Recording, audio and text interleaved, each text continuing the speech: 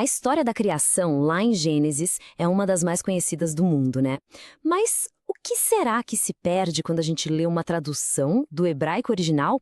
Como a gente vai ver agora, algumas palavras-chave podem mudar e muito o significado que a gente sempre achou que conhecia.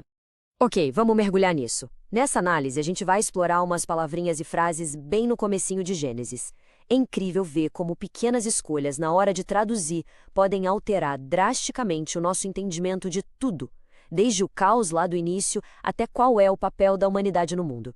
Então, começando pela primeira parte, o quebra-cabeça primordial. Afinal, o que de fato aconteceu no princípio?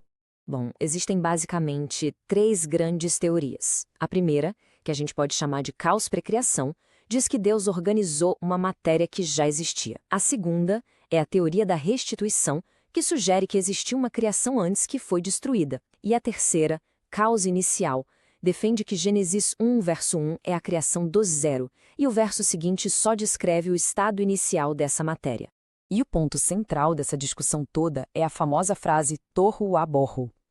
Olha, a pesquisa mostra que isso não tem a ver com um vazio do mal, sabe?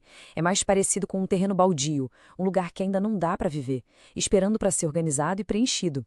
É como se fosse uma tela em branco e não uma força das trevas. E pairando por cima dessa cena toda, a gente tem a Ruach Elohim. É aqui que a coisa fica interessante de verdade. Porque, dependendo da Bíblia que você pega, essa frase é traduzida de jeitos muito diferentes. E cada um leva para uma teologia completamente distinta. A palavra-chave aqui é ruar. A ideia dela é bem simples. Ar em movimento. Para o pessoal daquela época, isso não era nada abstrato. Podia ser um vento muito forte ou o sopro que dá a vida. Ruar significava a presença ativa, poderosa de Deus. Não era uma força parada, era Deus se preparando para agir.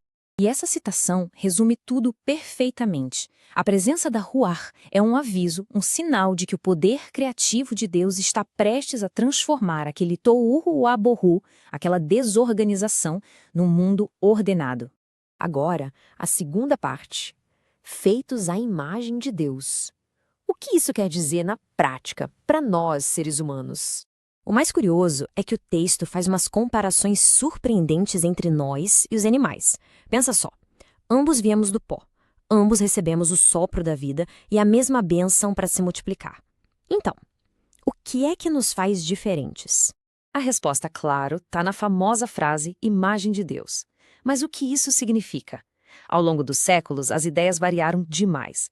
Alguns achavam que era uma semelhança física mesmo, outros que era algo espiritual, tipo a razão, a alma, e uma visão mais recente foca no nosso papel, na nossa função de representar Deus aqui no mundo.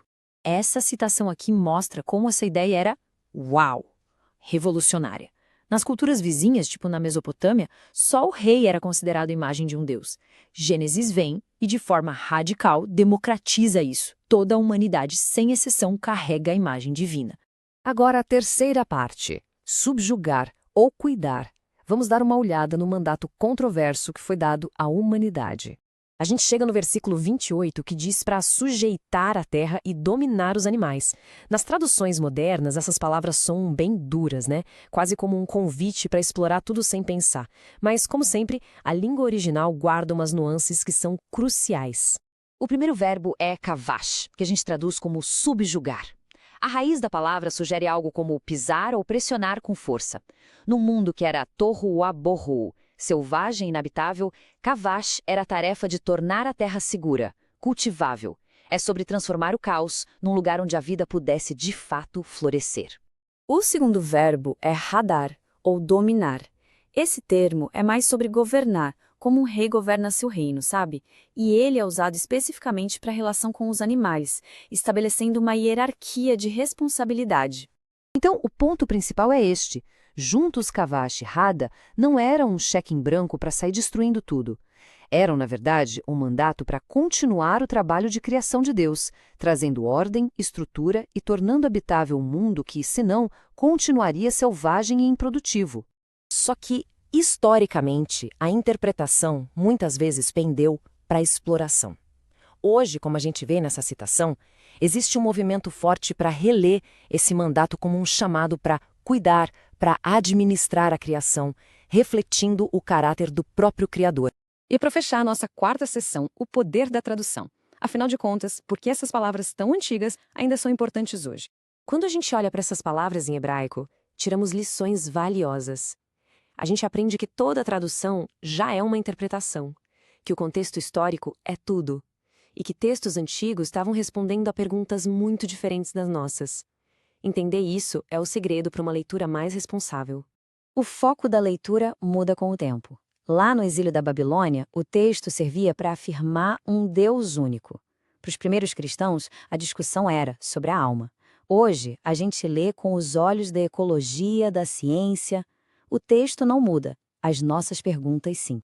E isso nos deixa com uma pergunta final, né? Como é que essas palavras escritas milênios atrás para um povo tão distante continuam ecoando até hoje nos nossos debates sobre meio ambiente, sobre dignidade humana, sobre o nosso lugar no universo? A resposta, pelo visto, ainda está sendo escrita.